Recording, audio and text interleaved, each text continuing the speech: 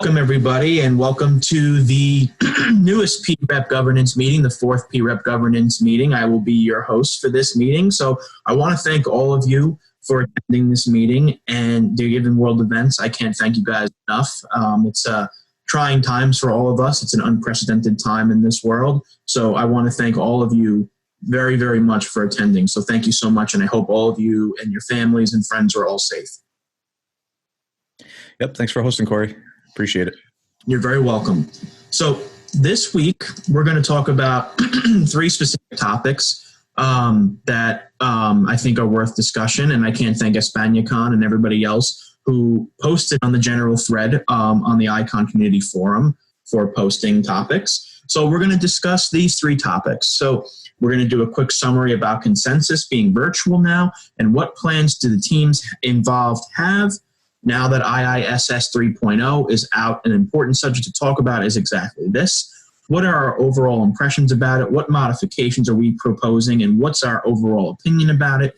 And then I've seen recently a couple of teams having trouble with their nodes getting out of sync. If someone in the meeting had this issue and found the solution, it would be great to share their experience on it. And what recommendations do they have about it? So we're going to start off with probably one of the biggest things that the community wants to know about, given the fact that we all put so much work in and time and monetary means as well surrounding consensus, that I think it's crucial that we discuss this as a collective. So in regards to consensus being virtual, we should discuss that wholeheartedly. So does anybody want to say something around the consensus being virtual? Yeah, I can chime in, Corey, because I've kind of been leading this effort, and Sure. I discussed with the CoinDesk what the virtual consensus meant.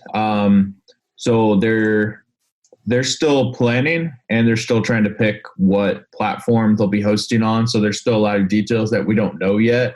What I can say that they told me is they're definitely hoping for it to be kind of like a virtual reality type event, so hosted in the cloud, and then if you have virtual reality devices, you can plug those in and virtually, walk around the actual booths, talk to people. They're going to still have keynote speakers speaking, in live videos and things like that. And then if you don't have a virtual reality device, you'll still be able to attend. You just, the interface won't be as neat, but you'll still be able to see articles, reports, tech talks, interact with people from different blockchains. The actual consensus event, they were expecting about 5,000 to 6,000 attendees. Consensus virtual is literally going to be open to the world, and it's free to attend. So it's going to be really interesting. I think the reach of it could actually be, the reach of it will actually be much greater. So there's a lot of opportunity, whether ICON sponsors or not. I think it'd be advantageous for all of us to attend and just learn about the latest in crypto and, what's going on, and kind of see, different projects that we could connect to, different dApps and things like that. As far as sponsorship, they haven't released any sponsorship packages. I would still like to view those. The original consensus effort, I think we had pulled together about $50,000. That's all been refunded or being refunded by CoinDesk. And then if teams want to pursue sponsorship for ICON once the packages are released, we can definitely go ahead and do so. As of now, the consensus event is set to be May 11th still. But this could be subject to change just based on all the life events obviously going on right now. Even talking to the consensus people, I had a phone call with one of the guys from CoinDesk, and, he was home and his kids screaming in the background. So it's tough to be, super productive these days, but they're still pushing forward. And I think it'll be really neat. So that's all the info I have. Sorry, I don't really have details right now, but I do think it'll be a successful event, and there's going to be a lot of visibility. This is going to be, one of the first, if not the first, at least the first major event that's fully virtual from a crypto perspective. And I think that'll be pretty neat. Yeah, I think that's going to be incredibly neat. I think that I'm actually at a loss for words personally that we have the technological innovation now where we could just have virtual meetings. And on that topic, Russell, did they give you any inclination on the, I guess you could say, the level of the VR device? Do you need a Vive? Do you need an Oculus? Do you need a Samsung Gear VR? Does it matter? Does it matter? They did not specify. I'm assuming, so like I said, anybody will be able to attend and you'll be able to see the talks and things like that. And from that standpoint, it'll probably just run in the browser and they'll have videos pop up and, you can check into different rooms, kind of like a chat room type thing and talk to different projects. From a VR perspective, they have not made any determinations on that. And my assumption would be they would keep it kind of low level so that anybody with a VR device bought within the last 2-3 years would be able to participate. But I haven't, they haven't made those decisions yet. Thank you so much. I appreciate that. Seriously, thank you so much, Russell. So yeah, no problem. We'll hopefully get more details. Yeah, I think that now that it's virtual, we need to incorporate more teams and have a presence and take advantage of this event, because now, when it was how can I say this? When you have to be present, there was limitation on who can go, what the teams that can be there in presence. So now that we need to market and make more P-Reps teams available in that virtual consensus and have a bigger presence, that we need to make sure that we take advantage of this. Absolutely. I couldn't agree more. Icon for Education just joined, so I wanted to give them a little summary on what we're discussing. Right now, we're discussing consensus being virtual and how it's more inclusive for everybody, given the fact that it's free access to a virtual reality device. So that's the topic we're discussing as of right now. Thank you. You're very welcome. You're very welcome. I agree with Fidel. We don't have to sponsor. The more of us that can attend, just start discussions with different people in the crypto industry, whether influencers or people from different projects or just people in general. I think that'll definitely be a positive experience. I'm definitely looking forward to seeing what the different sponsorship options are as well. I know one of the major goals we had with Consensus 2020 was showing the world that ICON is still alive, and making sure that people know that we're full force ahead, and they know all the great things that are coming out of ICON. So there might be some good opportunities for that as well. If not, I think it was pretty awesome with all the teams that kind of bonded together and participated, and we're going to support either from a distributed standpoint or actually in person at Consensus 2020. So I definitely look forward to being feet on the ground at Consensus 2021 or, the next big crypto conference whenever this coronavirus stuff clears out. Absolutely. Absolutely. And I seriously, to build on Russell's point, the collective front for Consensus truly sets a precedent that all of us can work together towards a gigantic common goal. And we were virtually, we virtually succeed in that notion of, if we didn't have, world events that transpired, such as unfortunately the coronavirus, then we would be able to do this. But this sets a new precedent. It really does. And we just had a new panelist join, Nick Yang. So I just wanted to let you know, Nick, welcome to the 4th Community P-Rep meeting. We're just discussing right now the intricate components of Consensus and how we can participate, because it is a, it is a virtual conference and it's free access, so that this may be even a bigger chance to market and promote ICON because it's more inclusive. It's not expensive to get in. So yeah, I just wanted to bring you up to date on what we're discussing the last 10 minutes. Does anybody else have anything to say surrounding the Consensus 2020 before we move on? Yes, well, we can create a channel, a Telegram channel, and expand more ideas after this meeting, and be able to coordinate between all the pre-reps team. It will be great if we have like at least, I don't know, maybe 20 pre-reps in the virtual consensus. So if we create a channel, we can, have ideas and create a list of all the people that's going to participate and which is going to be doing what. But we need more information first on what can we do, what can we share. Are we be able to, share the same videos that you guys were working on? What can, to create this like a project. So we're going to do this, promote it on Twitter, in the forum, so we can expand on that on the channel. We already have a channel with marketing activities. We can speak about that in this channel as example. Yeah, we have the marketing channel. That's correct. Yeah, actually, I think we also already have a Consensus 2020 channel as well. It has like 35 members right now. So we can use that to communicate a little bit more as well. Yeah, and we can shoot out that link too. The channel's been a little bit dormant the last couple of weeks, but that would probably be a good place too.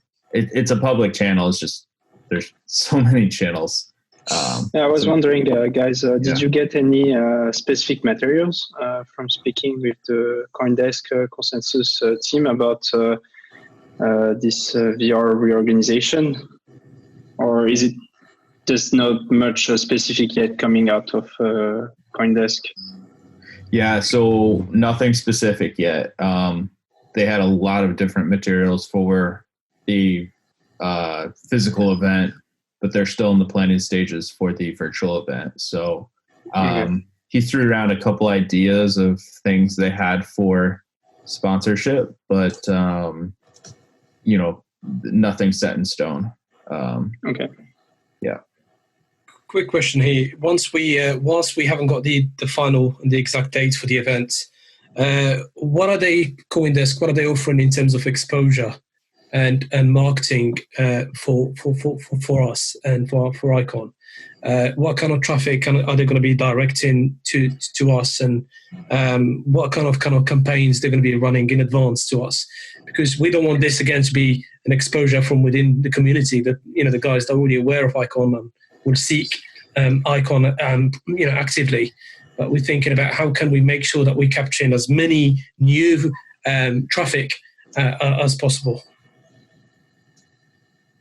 Yeah, that's a really good point. I think that's the importance of attending events like Consensus or anything that really branches out of the normal Icon community and gets better exposure for the broader community. At this point, as I said, they don't have the details.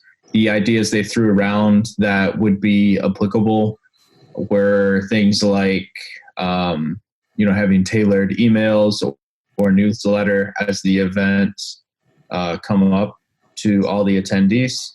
I guess we could use something like the Icon focused newsletter template, but having emails going out to the people, and then also being listed on their website or on their marketing materials for Consensus, and then hosting virtual tech talks, which the format we don't know yet. If the interactive portion, if it'll be kind of pre-recorded YouTube videos or videos where, it's kind of like a Zoom room, but larger, so that people can interact and ask questions.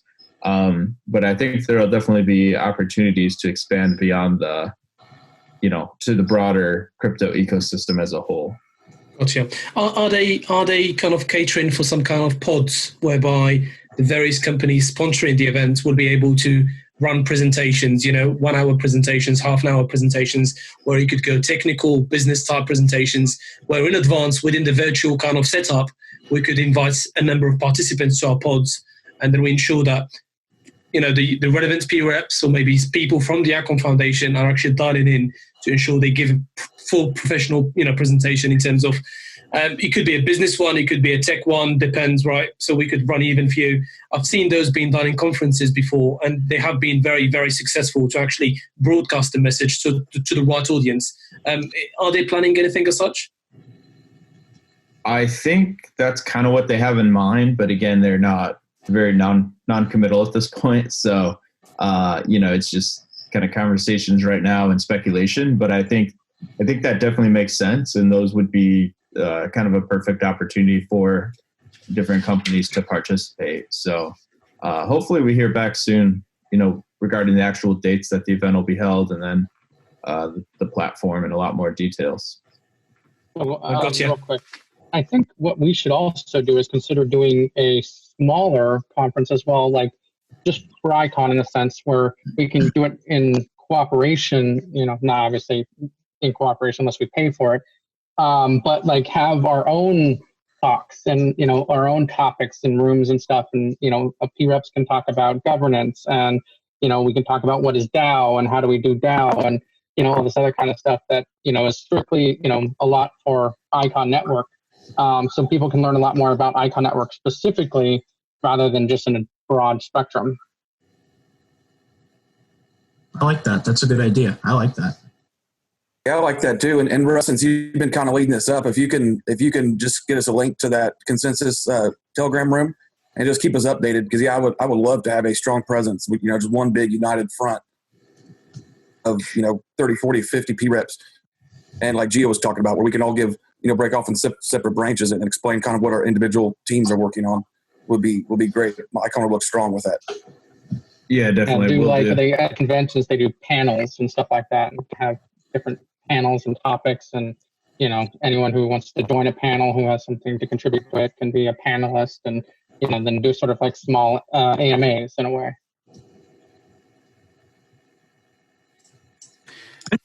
Does anybody else have any comments on consensus or anything related to consensus? Yeah, a couple of more questions, please. And sorry for coming back to to the topic. Are they sharing with the sponsors the participants list? Normally, they kind of gather the details and share them in advance. Is that something they're offering this year? Like I said, I'm not sure. There's not much details right now, unfortunately. Gotcha. But I would assume so. But yeah, I'm not sure.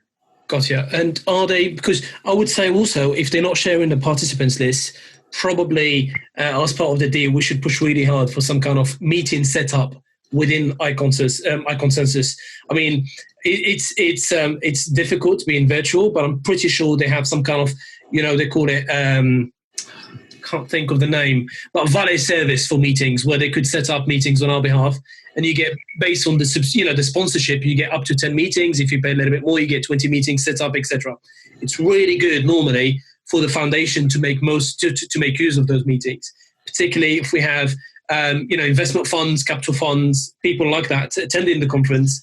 Perhaps ICON Foundation would want to speak to some of those to actually pitch the idea of the blockchain and therefore appeal to more investors. So probably this is, I would say, very key kind of thing that we need to push for them as part of the partnership.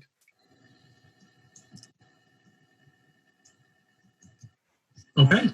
Anything else, guys? Anything else you want to add to this topic before we move on to the second one?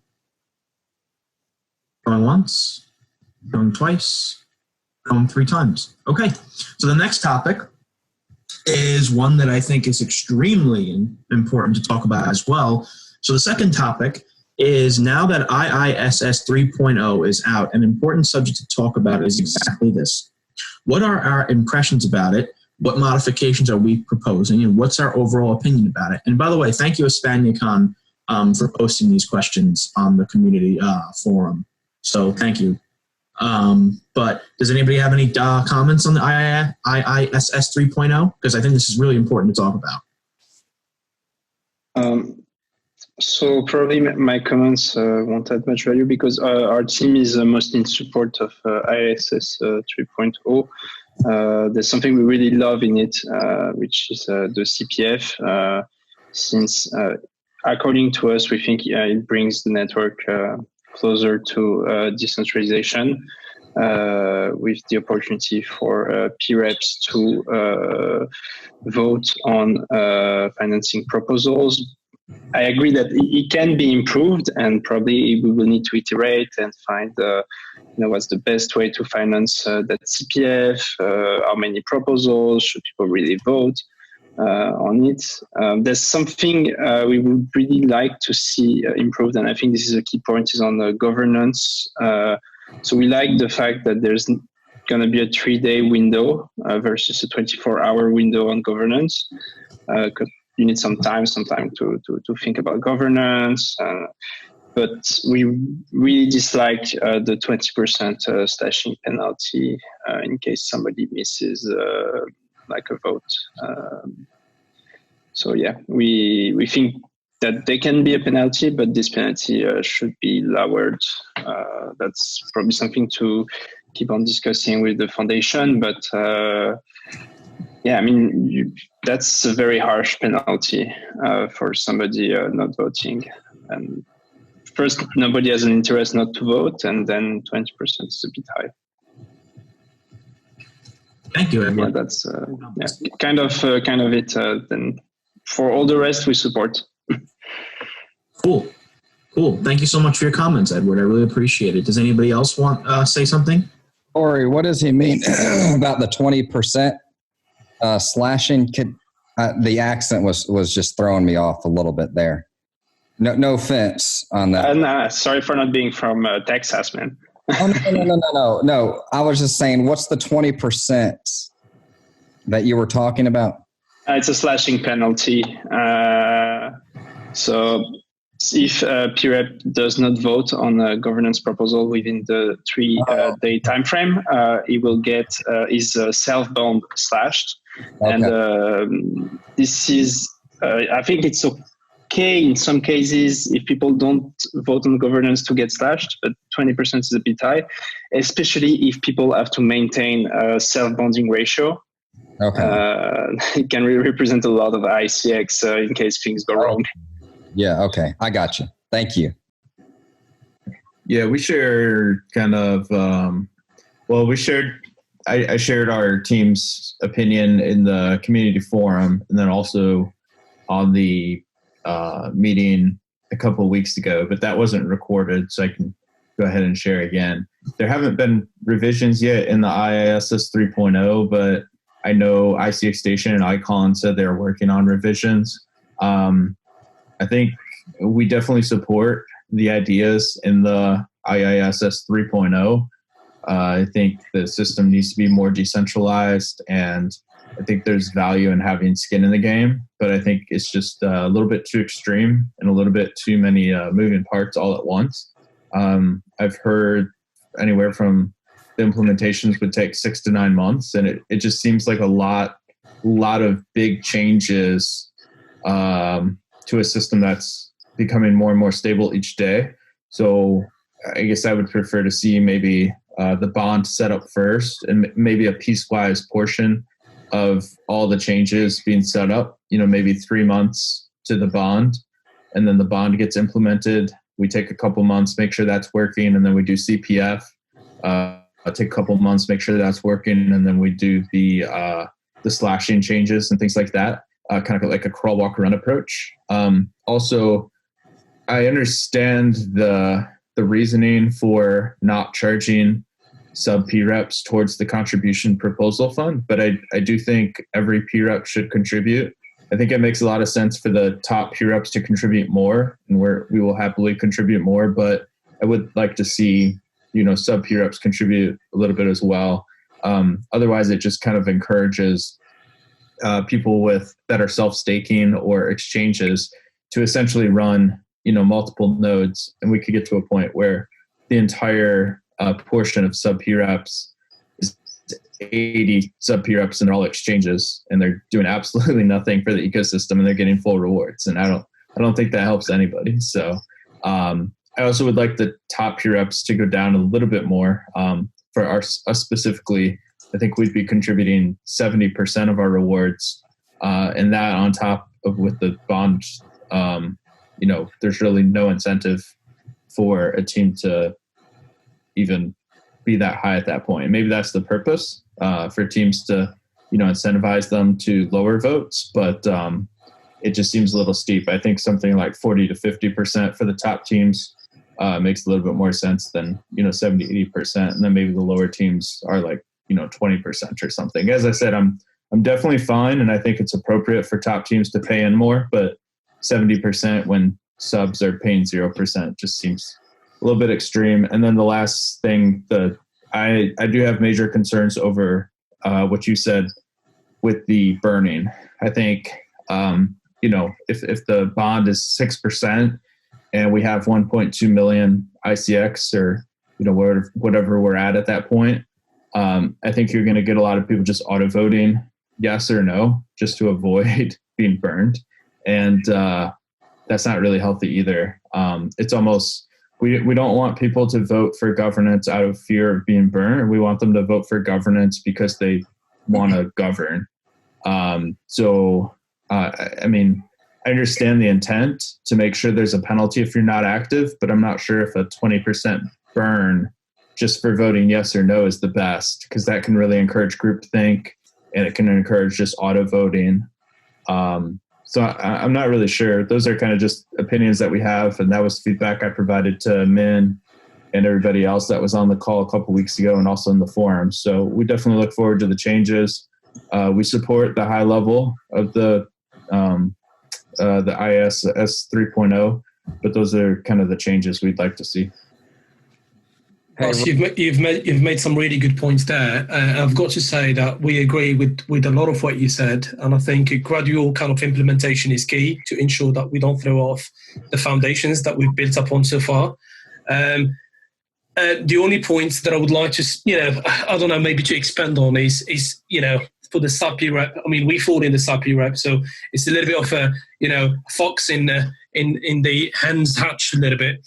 Talking about SAPI reps myself, being part of the SAPI reps, but I can tell you that if you look at how much money and how many rewards being generated by most of the SAPI reps, that money is not enough to do much. If we start penalizing those SAPI reps even more, a lot of them probably will find it easier to go elsewhere for other projects and other businesses. And we don't want to push them away at this stage, right? We want to make sure that people are being rewarded sufficiently to continue contributing towards the system. If we add penalty to if you look at how much, how the votes are being kind of separated, probably about 70 to 80% of the votes sit in the top 22. And we're talking about 78 sub-P reps getting about 20% of the votes. Really not much there to penalize them even more. I understand this a little bit one-sided when we say the whole penalty system would go to the main P reps, but also when you look at the reward kind of distance in between the two is absolutely huge. I can only talk about my own company. When I see it now, actually we're operating now for 30 days. We're operating at a loss. We're literally covering salaries, covering campaigns, covering everything from our own pockets.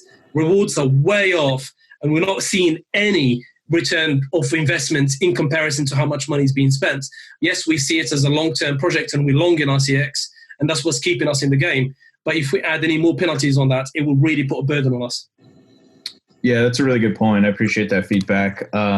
So when I said I would like to see, sub-P reps, I would also like to see that be kind of incremental as well. So I think when you get down to and I guess it's not for sub P reps or main P reps, it's if you're above 1% or below 1%, but it kind of draws that line between subs and main. But I was thinking something like, the teams, I guess I could pull up the tracker real quick, but, the teams that are, 20 to 30, I guess the 30 place team is 0.73%. So maybe if you're between, 0.75 and 1%, you would pay, 10% or something.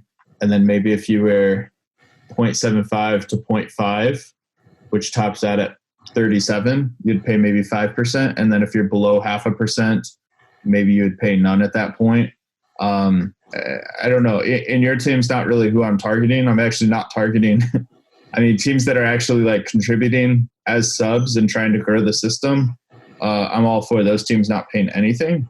It's more I fear that exchanges are going to populate all the sub-PREP spots, be at exactly 1% vote, and they're not going to pay anything in there. So I'm not sure of a good solution, because it's kind of like, you can't say, well, if this team's contributing, they don't have to pay, because then that's not automated.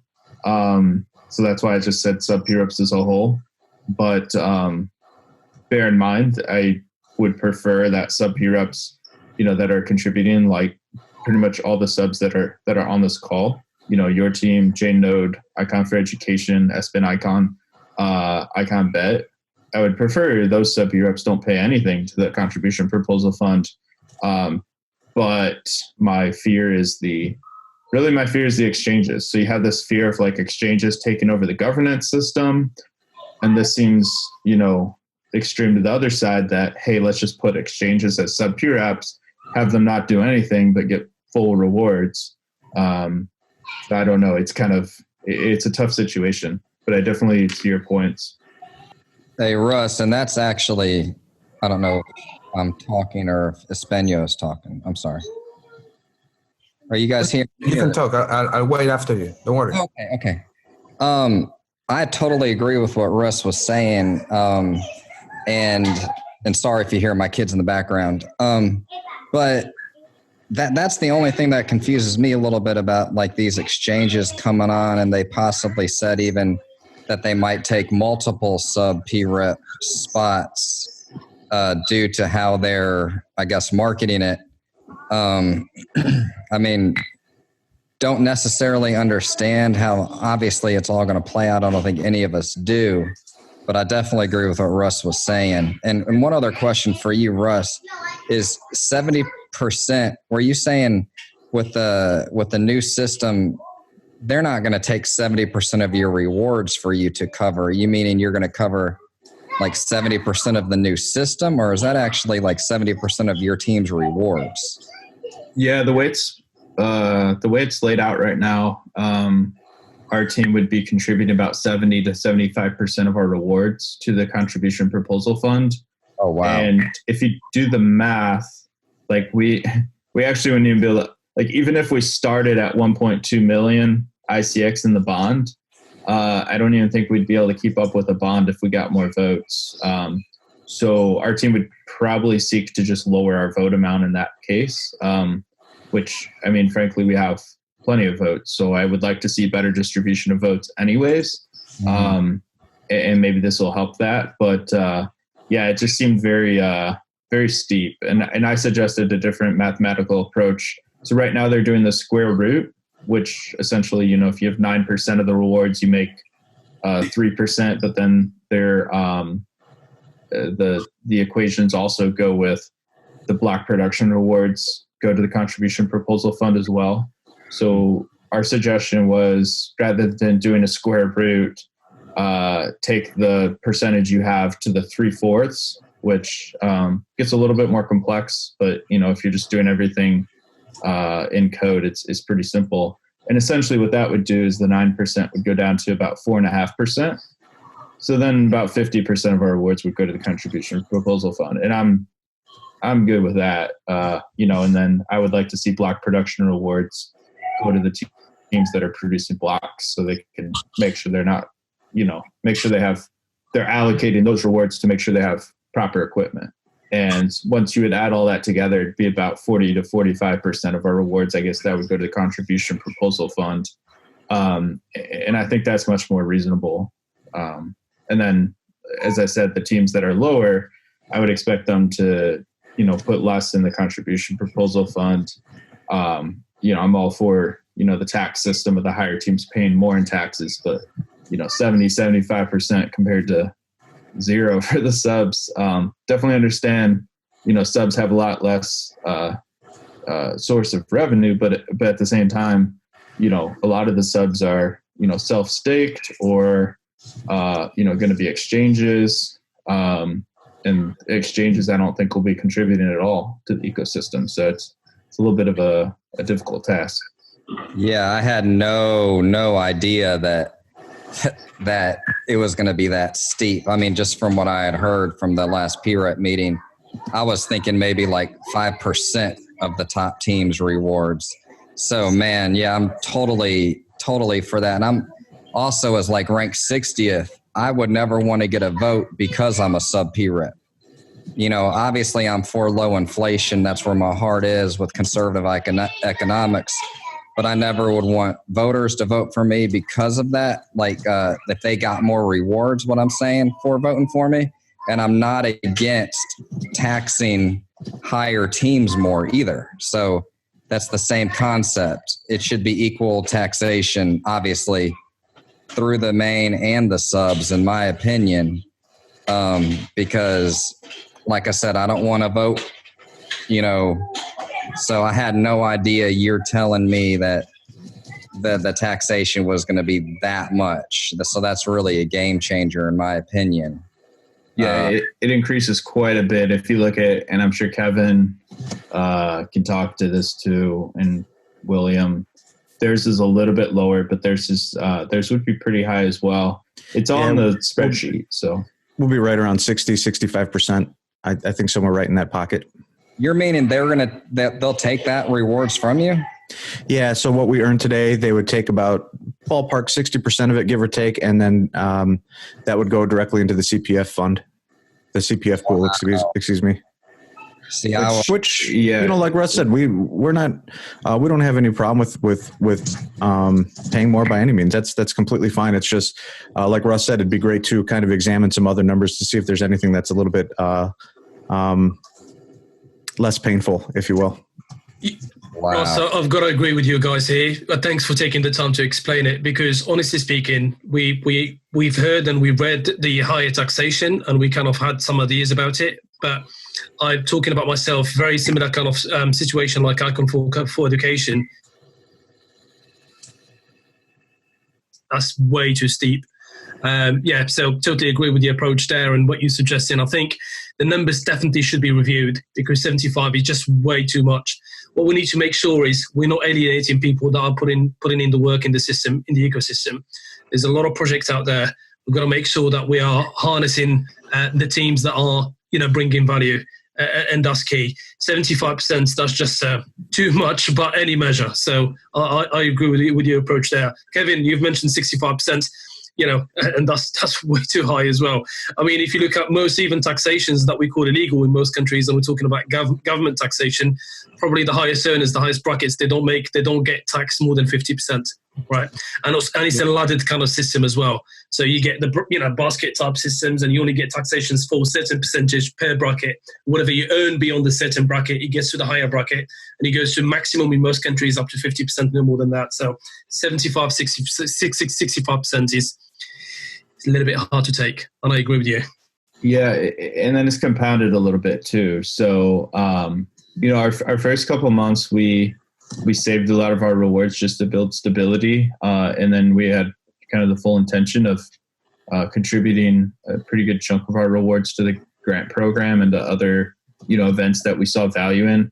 Part of that was going to be, consensus. We were planning to spend, upwards of $20,000 on consensus, and that was, February. But since we saw the bond requirement, essentially, we've basically made the decision, and I'm sure a lot of other PREPs have too, that we're not funding any grants. And I've actually talked to a few people that have grants. So we funded partial of ICX Comics, but after that, we saw the we're going to be very selective, and because we have to come up with 1.2, maybe 1.5 million ICX. And I know there's been some people that brought up, oh, you guys just sell all your rewards. That's not true. We just, a lot of the rewards, we send them to, everybody probably knows by now, we send them to Kraken, and then they get distributed from there. We don't really want people, posting private addresses of team members and monitoring all that stuff. Maybe that's being not transparent, but I don't know. That's more just having some level of privacy. So we are saving up a lot of our rewards. But, basically over the next 6 months, we'll probably be saving still the majority of our rewards, 70, 80% for the bond. So it's one of those things, if if we're having to pay 70% of our rewards and then also have a bond of 1.2 to 1.5 million that can also get slashed by 20% at any time, it's kind of crazy, to be honest. And it almost incentivizes maybe main P reps to maybe do some multiple P reps like exchanges may do. So it doesn't make any sense at all. I had no idea about that. Yeah, one of the things that I would like to talk in this particular aspect is that the idea of the fund is something that we can all agree is great, because it is improve our participation in decentralization. So we have more say in what we want to be funded, what we don't want to be funded. And one of the problems that I think we're having right now is that we need to keep working to spread the voting, to have a better distribution of the votes, because if we have a better distribution of the votes and the starting point of teams to participate in the fund is 1%, we will have, let's say if right now is maybe from team 27, team 26 is going to start participating. So it's mostly main P reps. But if we say that 40 teams have 1% of the vote, that will be a better distribution. And I also believe that we need to reduce that 65% for top P reps. So there's a lot of work that we can do in tweaking the numbers. And what concerns me right now is that we have already in the forum the next governance meeting and with the foundation, and one of the topics is IISS 3.0, but revision. But we don't know what the revisions are. I think that is important for us to see the revision first. What are the new changes? Maybe they're changing this. Maybe they're changing these numbers. Maybe they're taking ROS considerations on how to calculate that. And it will be great if we can communicate to the foundation that we will need those revisions before the governance meeting, so we can discuss it in a better way, and that we all are on the same page in understanding how it affects not only our teams but other teams. Because, for example, ICON for Education didn't know that the main P reps are having that big, how you say, they're getting affected that big.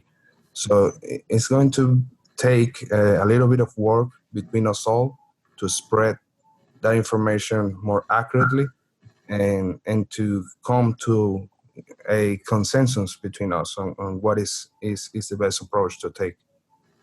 Yeah, I agree with what you said there too. This is Icon for Education again, Joey here. There's a lot more simple approaches I think Icon could make to spread the votes. Again, from our team's contributions, I wouldn't rate us above 50. So I'm not here saying our team should be in the top 22. I'm a full-time school teacher. I just added some people from other countries. But I don't even think I have a desire to be in the top 22. I have so much respect for the teams that are in that top 22. Instead of taxation, heavy taxation of the top teams, and again, sorry if you hear my kids, a simple thing would be to tax everybody 10%, everybody, 1 through 100, 10%, and then maybe make this P-Rep voting screen start at 50. And then over time, that might spread some votes out a little bit. But I don't think the right way is to tax the top P-Reps a greater percentage. That just doesn't make any logical sense for conservative economics. Well, I'm glad you said that. Really it only has the major effect on, sorry, I'm looking at the screen right now, teams above 4%, which is really the top 6. Those are the ones that really kind of targets, and then the top 10. Everybody outside of that, I think, is a little bit more reasonable, but that's why I was thinking something instead of the square root, something like to the 3/4 would be better. and again, I think also we would be so 70%. I think that's just too extreme, regardless. But I think we would, 50% is more, somewhere between 30 to 50%.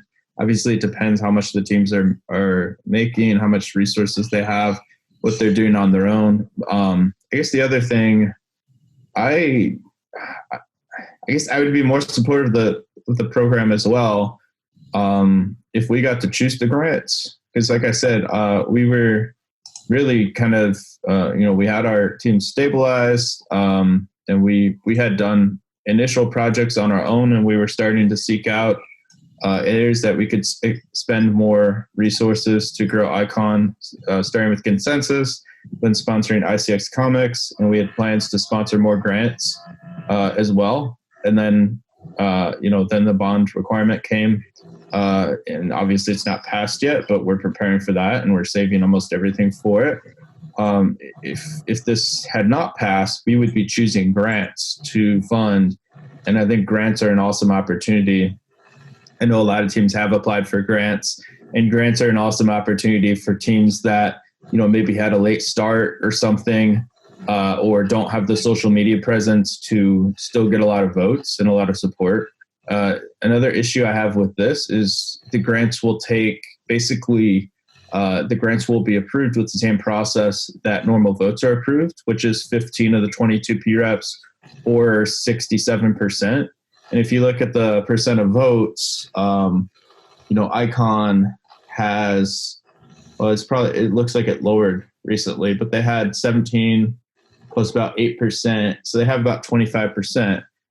So essentially, if ICON doesn't support what you're doing, they can nearly veto. And then they have, partners in the top 22 as well, like Bellic or, other teams, for example. So is it based off of the number of votes you have? I thought it was just literally a flat 15 out of 22 that need to approve. So it's both, kind of like the Senate in the U.S. works today, I guess, where, Senate gets 2 votes from every state. So you need 15 votes positive, which that I don't see as big of an issue. But then also you need 67% positive to pass the proposal. And we have our drone project, which ICON and ICX Station have pretty vocal about not supporting.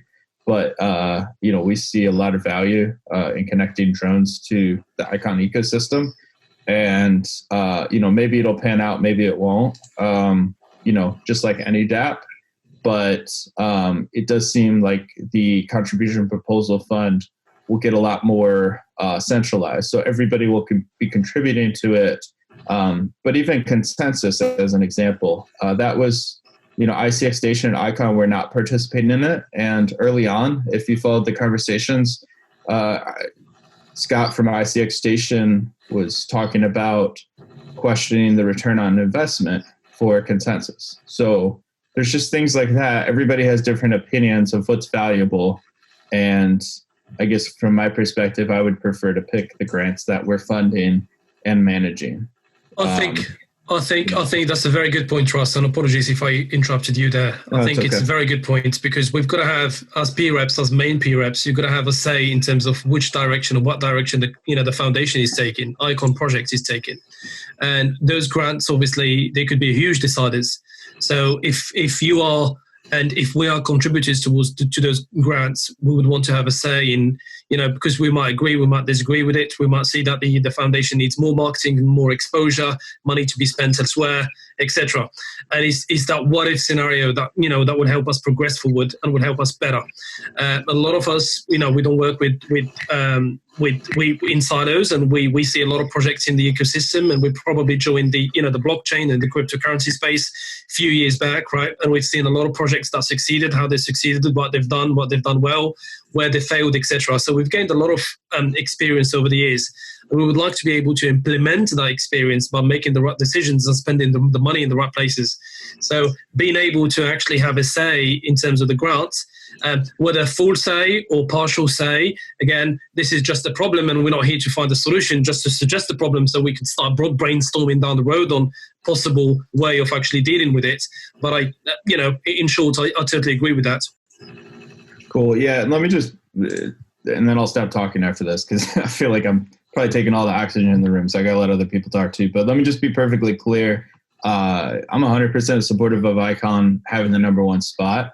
And I think ICON knows best, definitely, head and shoulders best of what's best for the ecosystem. But I also think that, having the diversity and people all over the world contribute in different ways that ICON may not see valuable is also going to help as well. And some of those ways may help, some of those ways will not.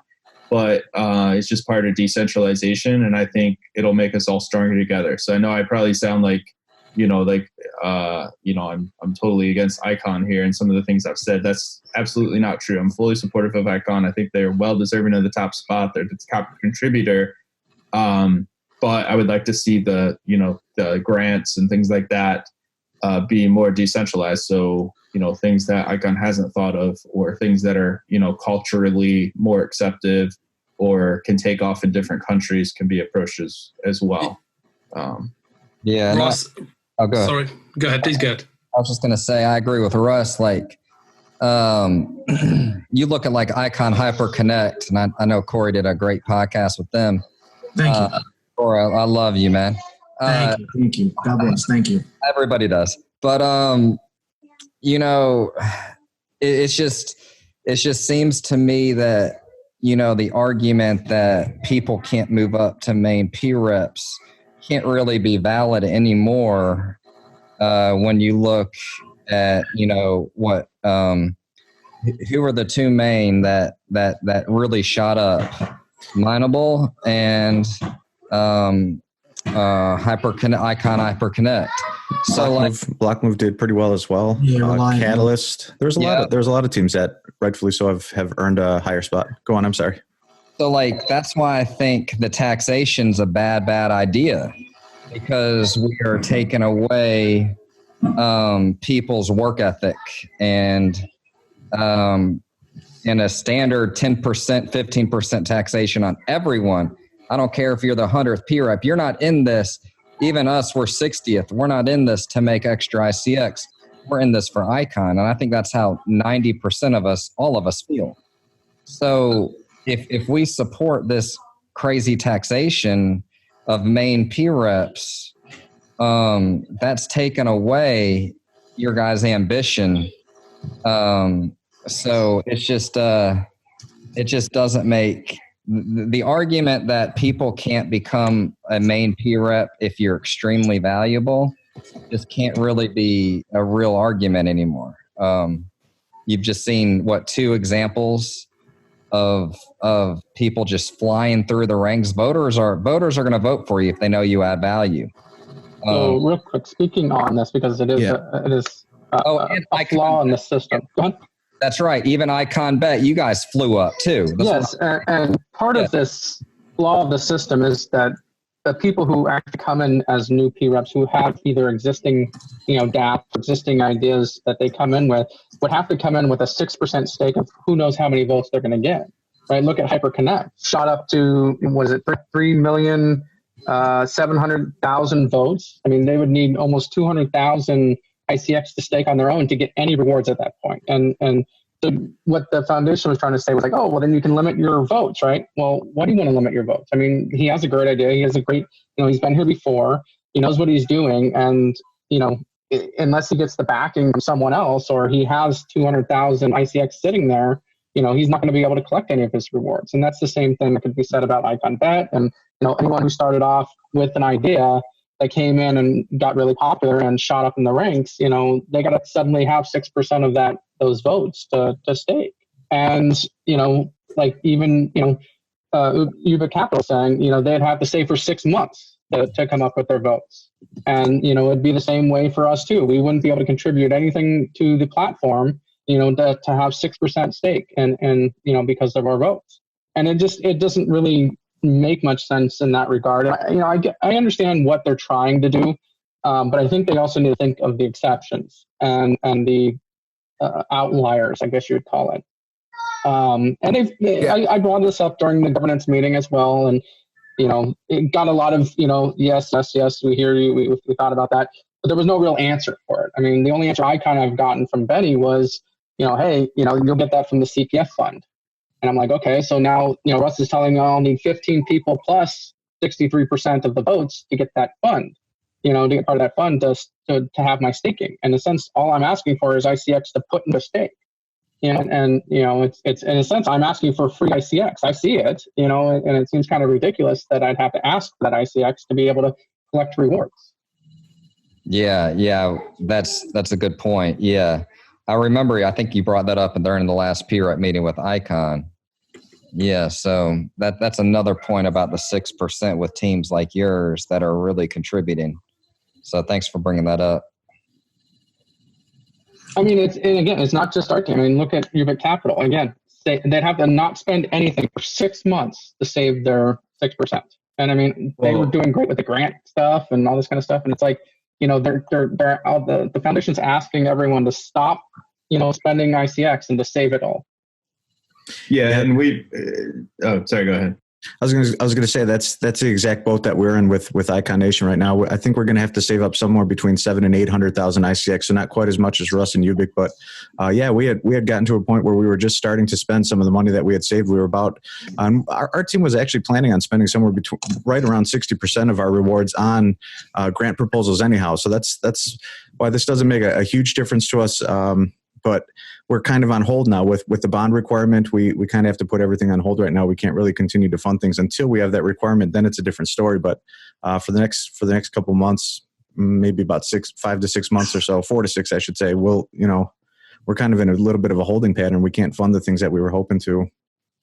Yeah, just going off what Radio said there too, we are in exactly the same boat right now as well at RHIZOME. We have about a fourth of the bond requirement, but with the timeline we've been given, which is about 6-8 months, that's where pretty much everything is going to be going towards, just saving up for that. Yeah, I just wanted to clarify a little bit. So we would have to save an additional 6 months to get, I think right now we have, I'll just speak broadly so you don't know exacts. I don't want to talk exacts, but I know, some of our team members invested a lot of personal funds into ICX, and then we've been saving some as well.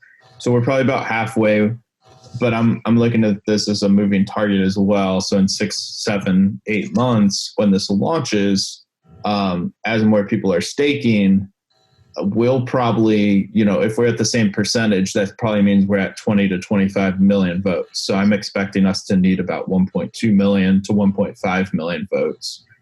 So we're probably about halfway there. But yeah, over the next 6 months, if we're getting about 150,000 ICX or 160,000, paying our expenses, we'll have to save, about 80% of that. So just for the bond requirement. So yeah, that's where the 6 months comes, but we're already about halfway there. So if we started from point zero, as Gia dude said, it's kind of crazy. Right, but that's money that you definitely could be spending to build dApps on the network or to fund other dApps on this network. And then also, something I wanted. Sorry, go ahead. Real quick. I was just going to say also,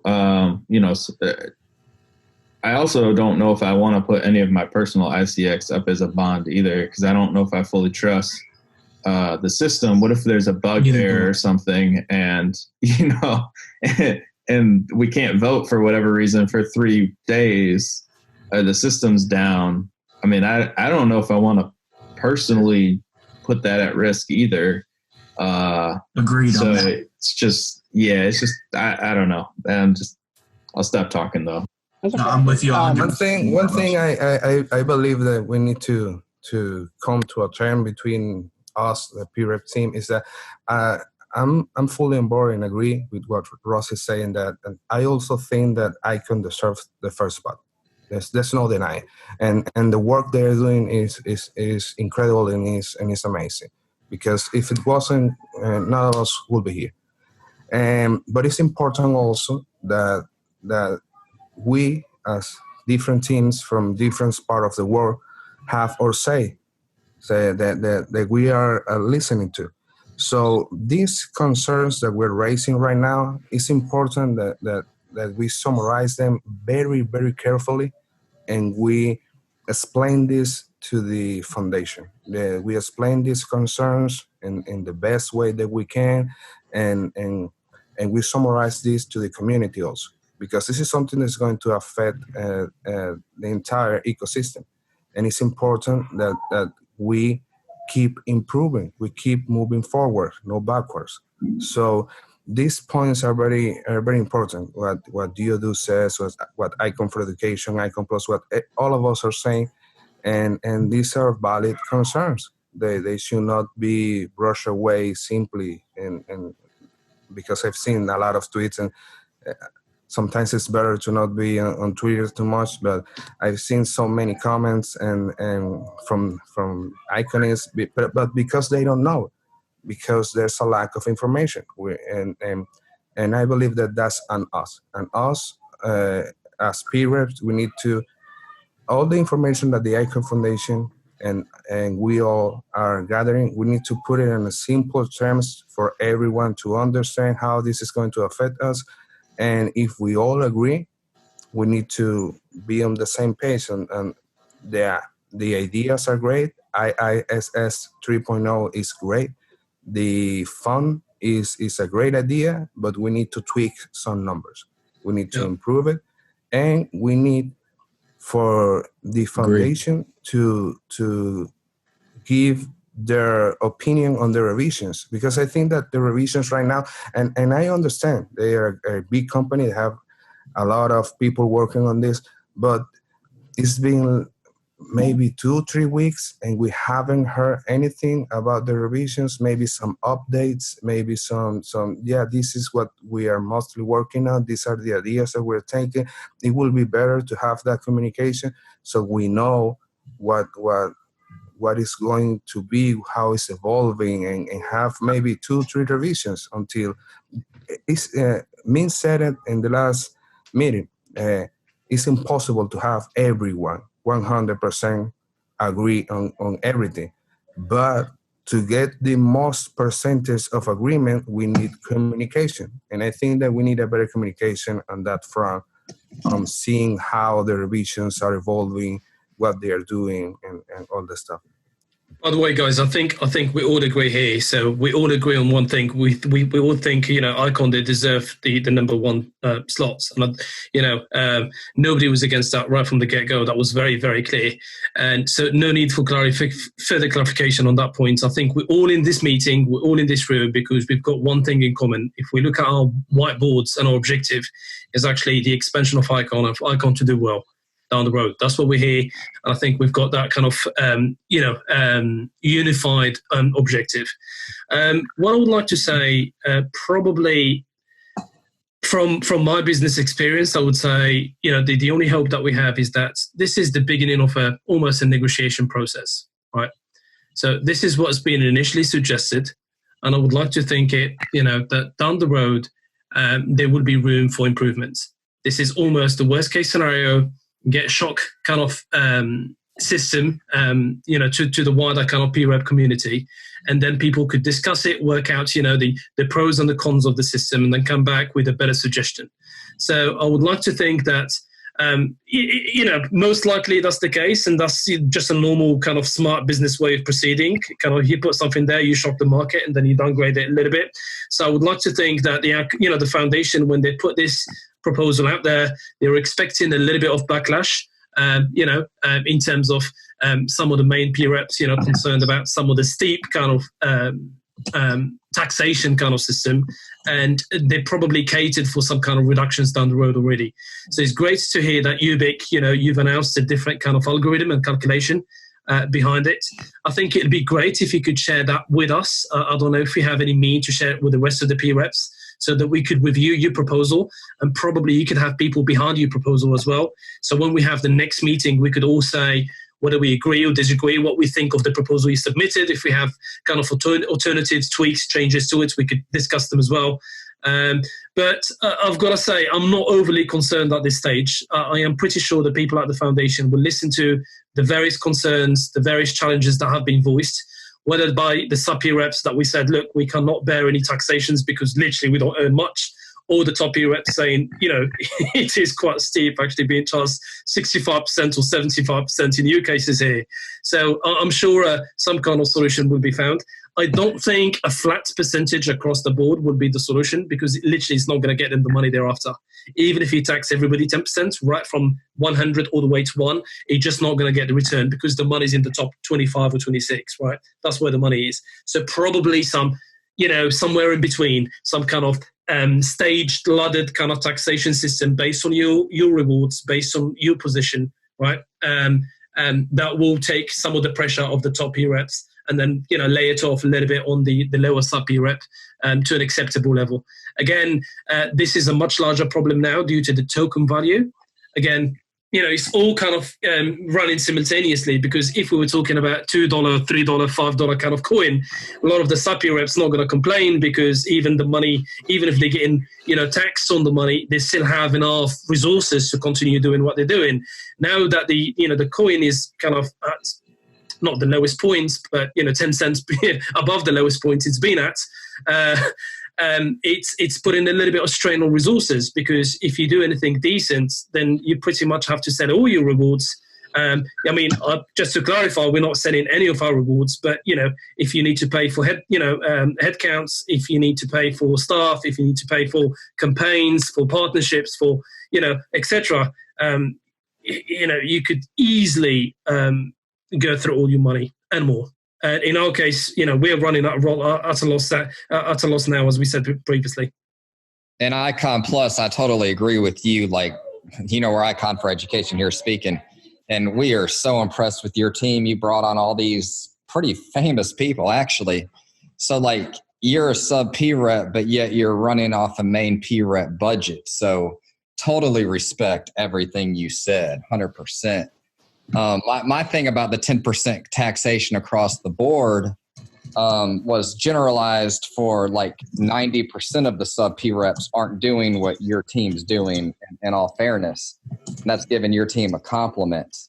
And with that said, I'm all about lowering icon inflation and IREP, but it's hard for any main P rep after hearing this to lower it, because they not only have to save icon for their bond, but they're having to now also save icon to put into that fund to supplement the the projects. So to ask any main P rep to lower their IREP at this point, is a big ask. That's probably why a lot of them went back to 50 after the last meeting, because they've got to save for their funds. So I'm just saying, Icon Plus, much respect to you and your team. Thank you. You guys are incredible. But also to like UBIK and ICONation, thank you for bringing some clarity to like our team.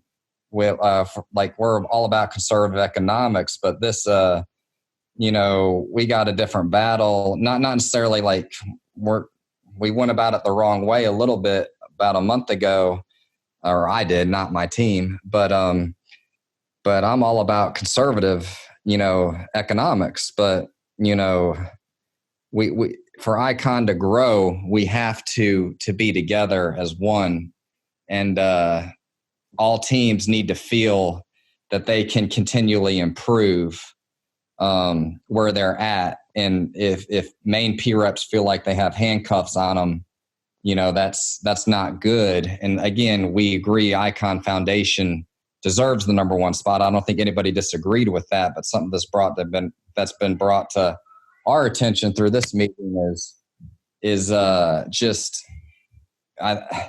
just the taxation and everything. If I was a main P rep, that would cause me a little bit of stress. And Icon Plus, nothing against you being a sub P rep, but you're different. Like you're one of 7, 8 sub P reps. Espanicon, you too, and I think I see one other on here that I hadn't heard from me. Amir from Pinocchio. Don't know how to pronounce that per se. So nothing against any sub P rep, but we've got to continue supporting the people that are producing the most for Icon is all I'm saying. And sorry for talking too much, guys. Okay, no, real quick. So, like, what actually impresses me here, and we really haven't talked about this, is that for every P rep in this room and the one that had left as well, we have more votes in total than the top 3 to 4 P reps, just all of us here. And that says a lot for our community, for our network, to say that all the votes, like the majority of the votes, are here in this room discussing the future of Icon. And again, no one is saying Icon Foundation shouldn't be number one. They definitely should. We're all here because of them. But to have this kind of community effort to come in and talk and try to, as I believe RHIZOME put it, negotiate the new proposals and stuff like that. I mean, that means a lot. There was one thing I wanted to bring up, one more thing that I believe is a flaw in the system, which is the sub pre-reps between 23 and be it 27 or 28 that are at the 1% that are going to get taxed. But we don't have a say. We don't have a vote. And that just feels wrong to me. For the fact that literally there's actually, I believe, 13 million votes between that range that don't have a vote in the CPF fund. And that's a lot of votes right there that we're getting taxed and we're not actually having a voice. So I think that I'm going to bring that up actually in this governance meeting, and I'll probably type something up in the forums as well. It's something I just recently thought about and saw and noticed. But I mean, we're not a main peer up. We're definitely, not right now, at least not making any block rewards. And if the block rewards continue to be given to the P reps, we won't be making any of those. Yet, we're expected to contribute to a fund that we don't even have a say of where anything goes. And that to me just seems, like we're getting the bottom of the barrel of the barrel. So, that's something I wanted to bring up. And I'm curious about your thoughts. I don't think any of you are here with me. So I guess Stayge, I think that's Nick Yang from Stayge. I sent him the link to this meeting. I believe he's in there, the 23 to 27 range with the ICONbet community team as well. That just seems, like a range that, is kind of forgotten. It's like the redheaded stepchildren of the governance. Like, we're not mains, but we're right there, and you're going to tax us, and what do we get to do? There's nothing we can do. Yeah, that's actually a great point, Gio. Going off what Russ actually said a little bit earlier, I think he gave 25% for a number that Icon controls over the network. If you look at Icon itself and affiliated teams, that number is actually much higher. That's 40%. So when you're talking about, funding new proposals or, things to grow the network, you have that 15 out of 22 main P reps, but the significant majority of that lies within Icon.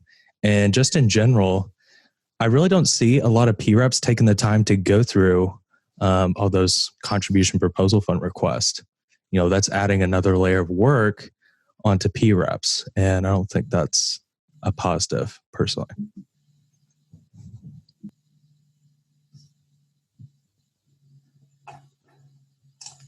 Okay, does anybody else have any discussion on the on this topic, or do you want to go to the last topic?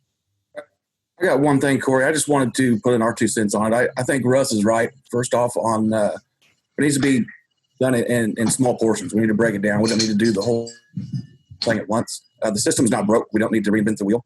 I think the bond issue is something we could come to agreements on first. So probably that would be the smarter way to go.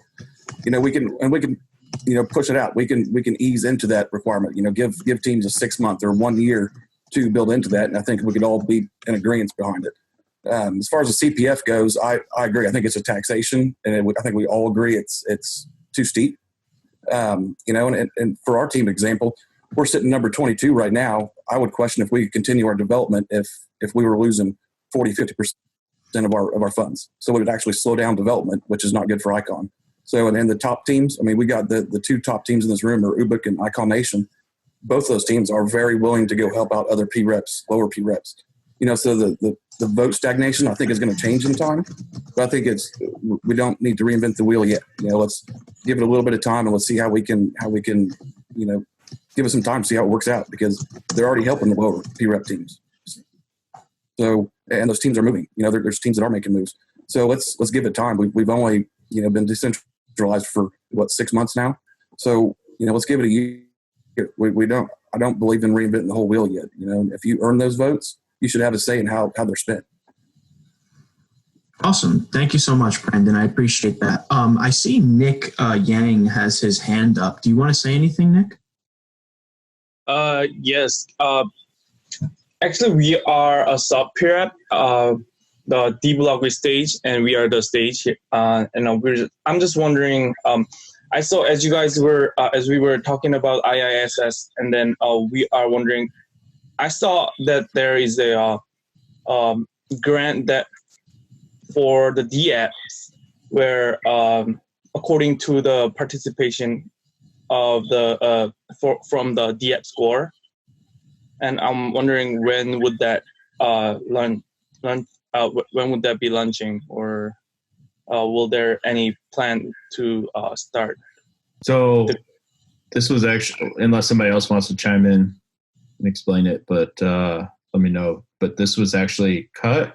So there was originally a DApp booster program and an ecosystem expansion project, and those have been cut in favor of just having one contribution fund proposal system, which is good in that it lowers inflation. And that's kind of what we're talking about, with P-Reps contributing. But at the same time, I see it more for funding for dApps to get started, and not so much, Stayge is one of the top dApps on Icon.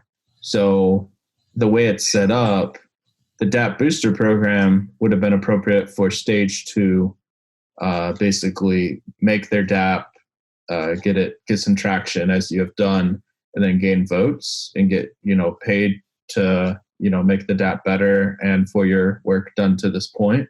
But the contribution proposal is such that I don't think you can really submit Stayge because, the DApp's been built. I think the contribution fund is going to be more of things that haven't been built yet. So it's a little bit difficult in that stance. And I did actually like the DApp booster program because it incentivized teams to go out and build things and make them successful.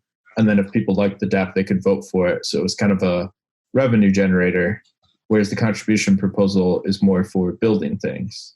So that's a little bit of a difficult one, to be honest. I think Stayge is awesome, but I'm not sure, I guess you could propose upgrades to Stayge or something like that, but it may be difficult. I don't know, maybe I'm misinterpreting it, but that's kind of the latest. Okay, thank you for the explanation. I'll dig it through again.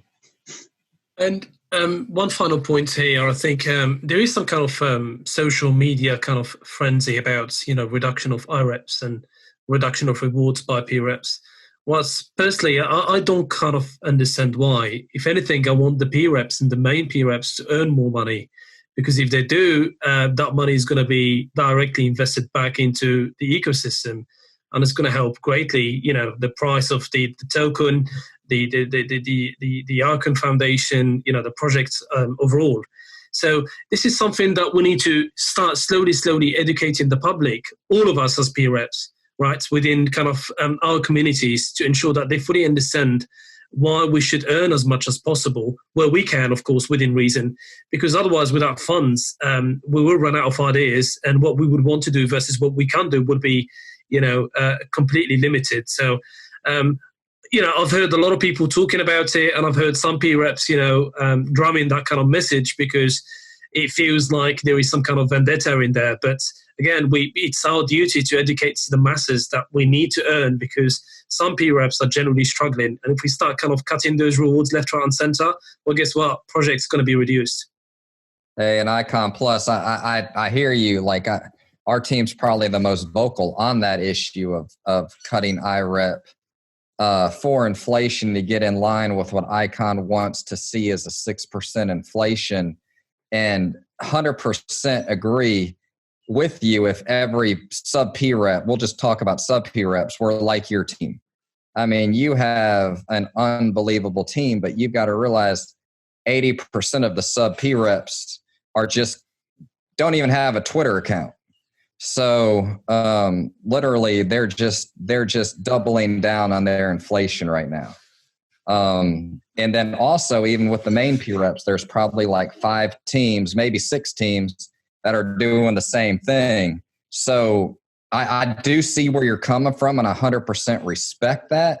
And again, your team will be a main P rep probably within 2 months. So I hope you know how much respect I have for your team. But again, that's probably where I'm coming from as far as like a lower inflation, number one, just because that's where Icon thinks ICX can grow the most. And number two, there still is a lot of fats when it comes to P reps where probably more than half of the top 100 are just kind of collecting that inflation right now. So that's, and I think I probably will have a change of tone after this meeting today because of the taxation and the bond requirement, because it makes no sense for a main P rep to cut their IREP at this point.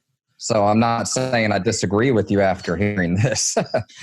No, thanks for the compliments. I really appreciate the words there, by the way. And generally speaking, I wasn't aware, you were for it or against it. I was just, broadly speaking and talking generally. But for me as well, the other part, it's not that I'm not going to change my tone. I might totally agree with you in a few years' time, and we'll start talking about reducing the REPs. But probably the way I look at it from a business kind of point of view, I see it. This is kind of a project, although the project's been around for a couple of years, 3 years now, I would say it's still within its infancy, within the blockchain kind of scheme, right? This is the time to literally throw resources at projects, build it, and they'll come, right? Yes, we might take a step back a little bit when it comes to the inflation, but we will make 2 to 3 strides going forward. And I think that's what we are after. So now, yes, and I agree, there are a lot of P reps there. They're not putting in their weights. It's free money, it's out there. Yes, some people are self-staking, but when you really look into the heart of it, it's stuff that we cannot avoid, right? And we want those people to self-stake. Why? Because when they self-stake, they take extra reward. They keep their ICX blocked, and therefore they don't flood it in exchanges, and they don't sell it on the markets. They don't drop the price. At this stage where some wallets still holding large amounts, large chunks, we need to be super careful. And I would rather now just, if we could get more resources, if we could kind of empower all the P reps, but in particular the top 22 P reps, to kind of contribute towards grants, run partnerships with perhaps lower P reps. So if we have lower P reps that are tech guys, right, and that are being a little bit out of favor because they're not very commercial, they're not marketing guys, they don't really speak the right language on Twitter, not a lot of people hear about the great work they're doing, we would want to see the main P reps, right, that are making the money, to grab them with them a little bit, to provide them grants, provide them support, so that we see more developments happening in the space. I could tell you, like now, for example, if you see a project like Cosmos, right, the amount by which they're appealing to people to come and work in the project is unreal and is unrivaled by any other blockchain out there. We need to make sure that the Icon kind of project remains very strong, so that the good kind of skilled, talented people, regardless what they do, whether they're marketers, whether they're salespeople, whether they're techs, whether they that kind of the developers, whatever, they remain within the ecosystem, because this is how we will be able to compete and really push the project forward. Yeah, no, Icon Plus, you're the reason probably Icon is going to continue to rise. Teams like you coming in. So a team like mine, I'm a school teacher, middle school actually, and I love Icon as much as everybody else. But I'm hearing your opinion and your voice and taking heed in it as well, because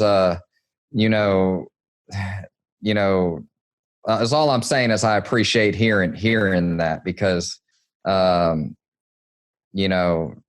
kind of have been the voice for lower inflation per se, but I see what you're saying. But I also now feel very strongly for the main P reps having this. I don't know if you agree with what maybe me and Russ were saying about the taxation. And you did say you were against it, the 70% taxation. But I know you said you didn't necessarily like the 10%, like I initially said, and that was just out of the cuff, not necessarily mathematical. But I just want to say I appreciate what you shared, and I appreciate everybody on this chat, man. Same here, the feeling shared. Yeah. Thank you. I really appreciate what you said on Icon Plus as well. From a business perspective, growth companies don't offer dividends. They don't do stock buybacks. They sell shares to produce more. So I think right now we shouldn't be too worried about the inflation. And the CPF would still cause inflation.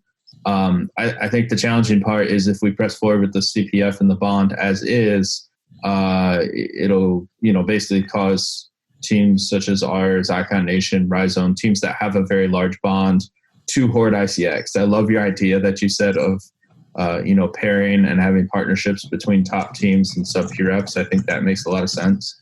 And hopefully the bond requirement goes down a bit, and teams can look at the grant proposals again, because we really are still in the infancy. We were starting to get some really awesome grant proposals. Icon's been funding a lot of those, which has been great, but we would love to jump in and help on those. But right now we just can't, because we need to save too much for the bond. Yeah, and I agree. And like Icon Plus, like in my opinion, you'll be about two to 2.5 more months as a sub P rep. But you being a voice for the sub P reps with your background, obviously with the people you brought in, we really can't thank you enough, is what I'm trying to say as a sub P rep. Thank you, sir. Much appreciated.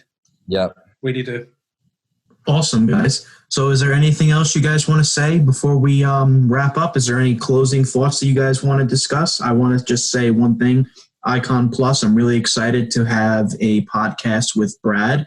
I haven't announced it on the community channels on when it's going to be, but I'm sure you guys know that it's going to be tomorrow night at midnight. So I'm really looking forward to speaking with Brad. He's such a great asset to not only Icon, but the cryptocurrency community in general. So it's an honor.